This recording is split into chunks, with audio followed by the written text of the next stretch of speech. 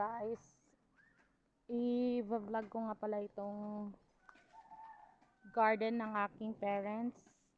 Wala na sila sa bukid, dito naman sila sa baba. Ayan talaga pag pinaghihirapan ng isang bagay, walang imposible. Ito dati ay madamo. Itong paligid namin madamo. Hindi naglilinis ng paligid, pero nang dumating yung parents ko dito ulit sila magstay sa baba, hindi na muna sila sa bundok kasi nga may sakit yung tatay ko. Yan, naman nila inayos naman nila dito. Mga yan, puro sitaw, saka ibang naman mga gulay yung ibang tinatanim ng nanay ko. Yan, nilinis nila yung paligid dito. So wala talagang imposible kapag may paraan. Pag ayaw, maraming dahilan.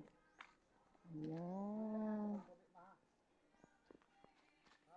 Ha? Kape, libre mo ako. Ito yung paligid namin.